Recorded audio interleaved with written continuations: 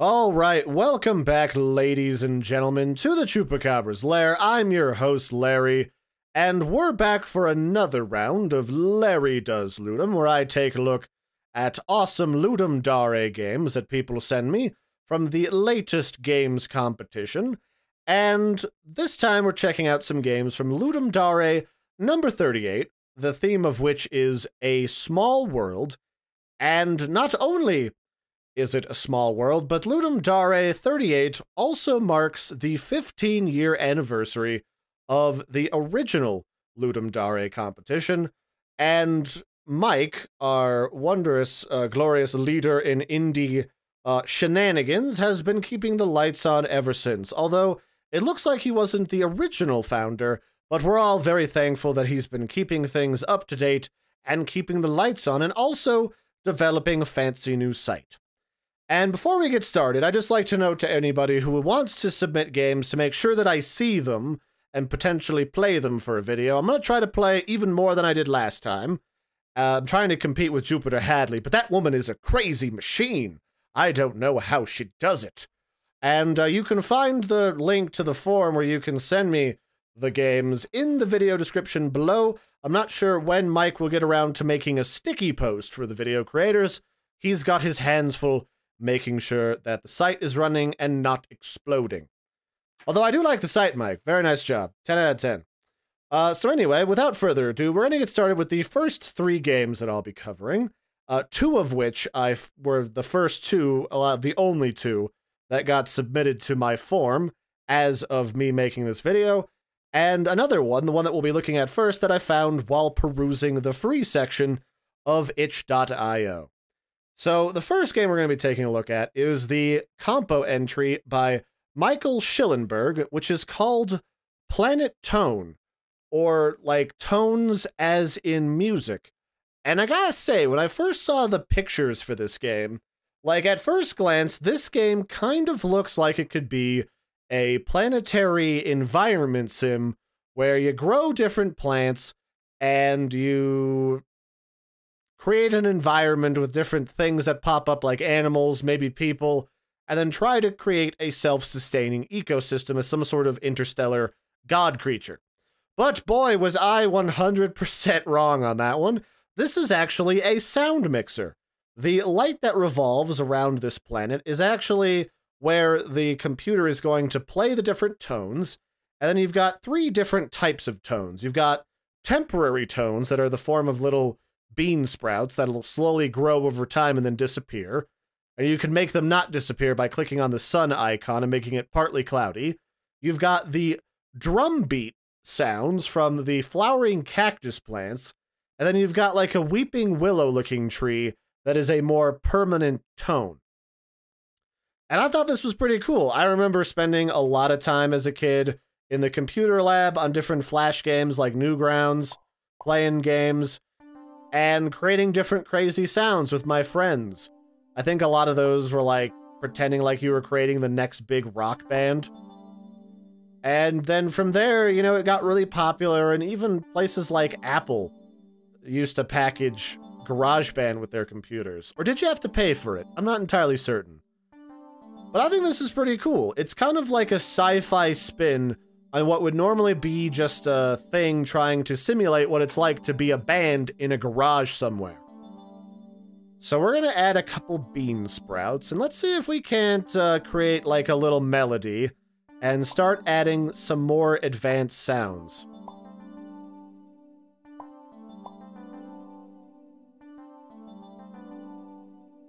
Huh. Not quite sure. I was ever the biggest sound guy in the world. In fact, sound is kind of one of those things that I always struggled with, but I think we can make something cool here.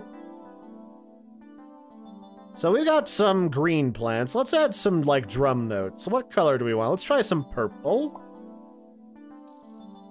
Alright, so that's kind of like a rattly snare sound. Let's add a couple of those.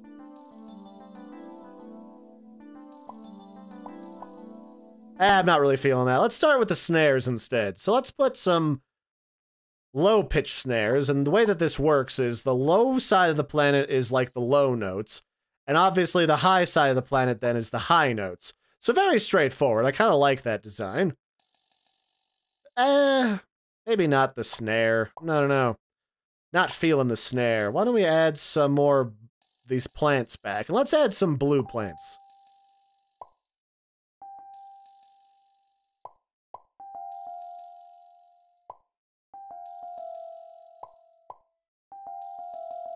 There we go. We got kind of like a little tingling going. Let's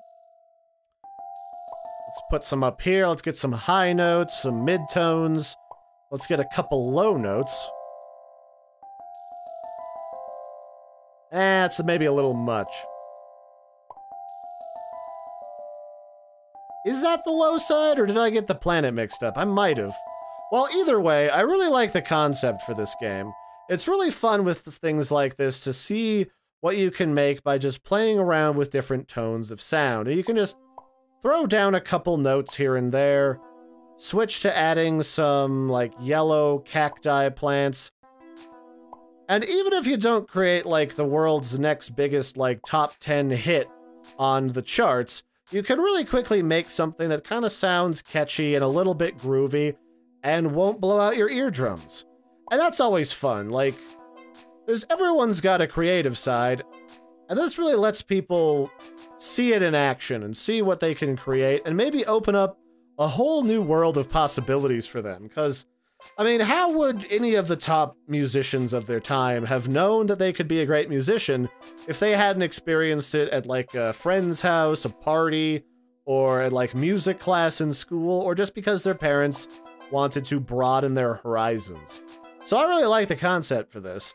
And I gotta say, I've played a lot of different games over the years, both on, like, places like Newgrounds, where you had things like Flash titles, where you could create, like, a garage band.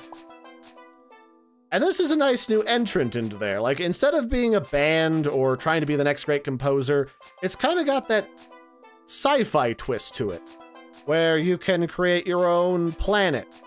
And I would almost go as far to say that you could even add some more sci-fi twist to this. Like, maybe you could add, like, a ring to your planet that slightly, like, tunes or auto-tunes the sound of your planet. Stuff like that, and adding more different crazy combinations of plants that might be able to give you new varieties of sounds. That said, I kind of like the growing mechanic here. Like, maybe if you could set it so that these things just grow on a loop would be cool, because I just like the animation. I like a combination of sights and sounds. As to the graphics, I mean, you don't need crazy graphics when the goal of your game is to create a really fun-sounding title. And this is literally a fun-sounding title because you're making fun sounds on your computer. And that's always something that people always go crazy for. Because I think a lot of kids always think they're gonna be like the next great, I don't know, Kanye West? Are we still up on Kanye? Is that what the young people like?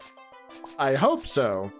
If not, I'm gonna sound like a really dated guy that's really into electronic. So, you know, I like this, Michael. This is pretty cool. I think my only qualm would be, give me the option to right-click to revolve the planet. Because I didn't quite pick up at first that you gotta grab the outside background to move the planet when you don't want to accidentally click. This is something that a lot of, like, real-time strategy games do that make it really easy to grab and move stuff, but this was really cool. It definitely fits the theme. It's a literal small planet. It's fun to mix random bits of music, and I think you should expand on this. Like, this would be a really fun game to pick up for like $1 and just mess around, get some crazy sci-fi effects. Maybe you can have like a little space alien ship come through and make like a voop sound.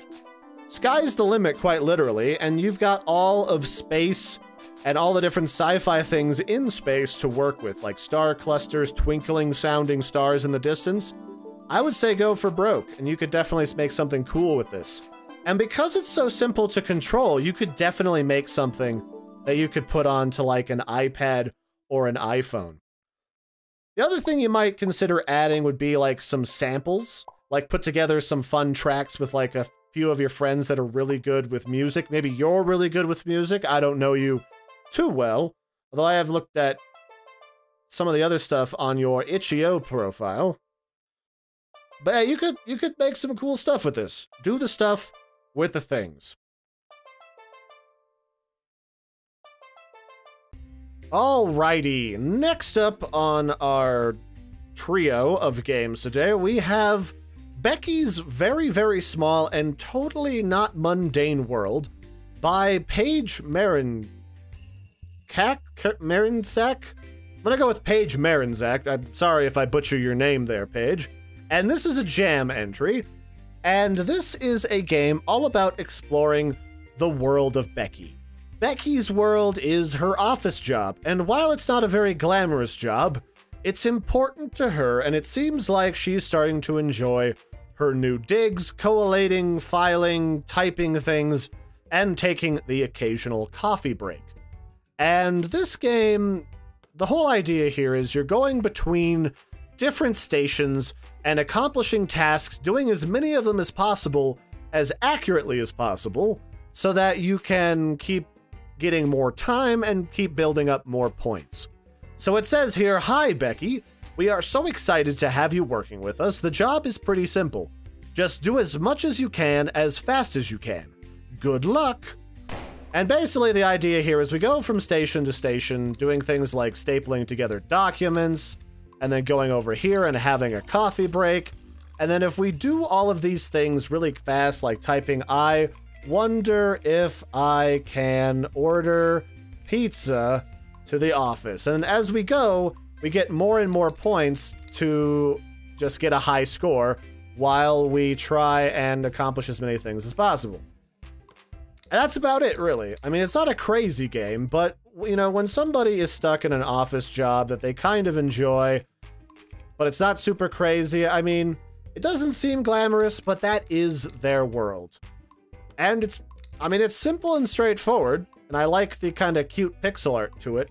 I just kind of wish there was a little bit more depth to the gameplay. There certainly is sort of like a subtle story going on in the background of things that she's typing to herself between coffee breaks and stapling together different documents. But I think there could be something a little bit more to the other two side games. Because really the only thing in here that really requires a lot of concentration is trying to accurately type. And you never realize like how easy it is most of the time to type until you're being super conscientious of what you're typing. But the only thing that really requires you to concentrate and be challenged is really just the typing. Like there's no mini game for pouring yourself a cup of coffee without spoiling, or spilling, not spoiling. And I've never felt particularly challenged in stapling ever in my life, but it's simple and it's straightforward. And I think that Paige did a really good job working with these different colors to create something interesting to look at, even if it's very simplistic to play.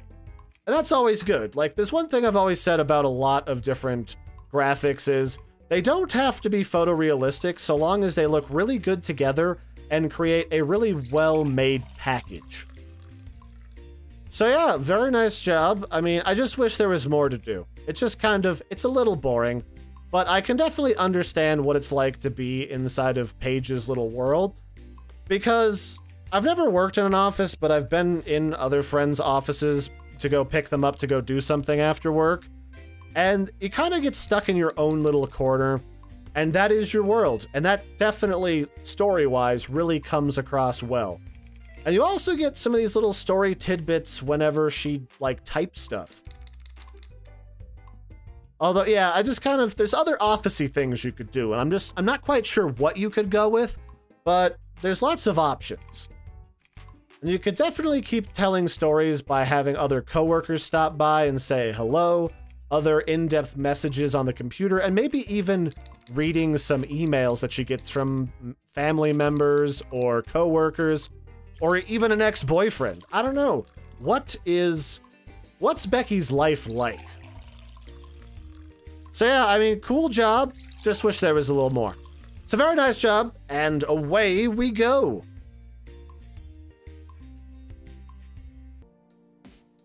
All right, last but certainly not least, we have Purr Evil, which is a compo entry made by the user named Husky. Not sure if it's a man or a woman, or some sort of crazy pan-dimensional cat creature. But the idea behind this game is we are on a tiny little planet that is being tormented by a cute, massive kitty cat. And the idea is we're basically a small creature that is on this planet, and we have to plug in a bunch of batteries to different power sources to power the little toy up here and appease the great fuzzy god in the sky so it doesn't smoosh us. Because I don't know about you, but I don't really like being smooshed all that much. So the way that we have of controlling this is we get arrow keys to move, and then we can dodge out of the way using the Z key. And if we don't move around a lot, we are mostly safe from the vengeful wrath of these furry paws. Basically, the cat is just like an animal playing with bugs, is just batting at whatever is on this planetoid, from birds to like little people like us, and murdering them. So come here, kitty. Who's a good kitty? Who's a dang it, did you smush me? You fuzzy little devil, you. Come here. I need you to get me out of this cage. I need you. There it goes. There's a good fuzzy lumpkins. Now I'm gonna run over here, and I'm gonna try not to move when the paws are too close to me. So our goal here is we want to plug in all the batteries, and I'm assuming that the batteries are these little yellow bits on the map, and we have to plug them into that little waggling feather toy up there. So I'm gonna grab this and not move, because I'm not silly. Don't you do it. Don't you mush my face, fuzzy lumpkins. I swear, if you do that again, there will be no catnip for you tonight. No, okay. How do I... Oh, dang it. But yeah, this is a really... I think this is a really cute concept. Although, it kind of maddens me that I can't get out of this pen immediately to try and, like, move stuff around.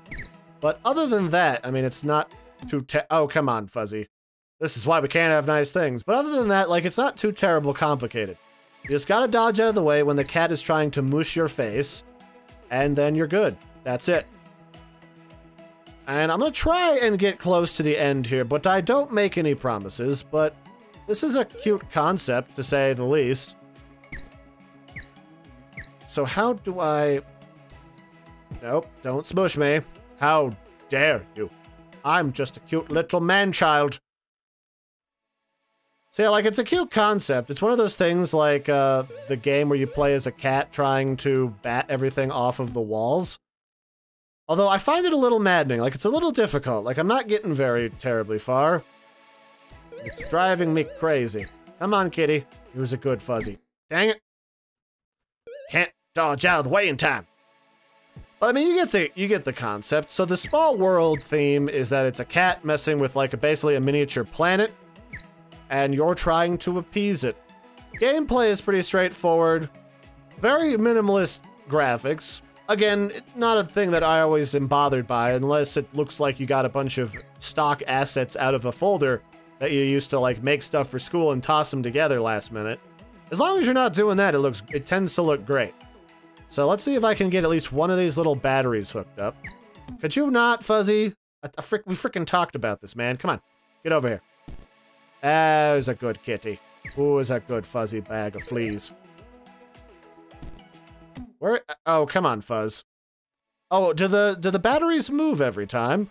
Oh, you gotta bash open that little house. So the other thing I've really enjoyed so far is the fact that you gotta kind of like interact with the environment a little bit in order to get at some of the stuff that you need, because the batteries are kind of locked off in the background. All right, that's not bad. I kind of like that. How do I put the batteries in, though? That's the thing I can't quite figure out. No. Don't you do it. Don't you do it, Fuzz. Don't you... Oh, I am stuck back here. Well, that is no good. Do I put them in here? Well, I can't quite figure it out, so maybe make it simpler to figure out where you need to put all these batteries, and you'd be good. Otherwise, I mean, it's got some pretty standard arcadey sounds. You can interact with the environment, which you don't always see in games like this. So, nice job. I've liked these games so far. And definitely a lot of really unique concepts that enter into the arena this time around. I'm actually starting to wonder how you might expand upon this game. So maybe you could make it so that you're like a tiny little nanobot, and your whole job is, or your existence, is to go around the different toys that make up the planets of your little galaxy, and you have to get them working again, either by putting the batteries back in, changing the fuses, and then each and every one of the planets could be a different type of cat toy, and you could make it a very simple, but very lovably kind of cute game that you could have multiple levels that wouldn't be exorbitantly complex. You would just have to make it really obvious what the logic is behind finding the different components, hiding from the cat paws, or maybe the dog paws. You could put some other pets in there too, and how to plug it all back in together and not get mushed. So very nice. Like, I like where this is going. So that's it for this one, ladies and gentlemen. I've been your host, Larry. Don't forget to check out the submission form. If you or a friend of yours has made a cool, awesome Ludum Dare game, be sure to send it my way so I can check it out. Otherwise, I'll be perusing the Ludum Dare site. I'll be perusing the hashtags for the event on GameJolt and itch.io to see if I find anything that catches my eye. And yeah, like, I'm a big boy. I can find games to play, but it's always nice to have people share what they think are really great games, because that says that they want that delicious video coverage. But if not, I mean, hey, there's lots of people making videos out there, including my friend Jupiter Hadley, and possibly the Button Masher Bros. So be sure to check them out as well, and I will catch you guys and gals next time. Very nice job, Husky, Michael, and Paige, and I'll catch you guys and gals next time. Bye, everybody, and have a good one.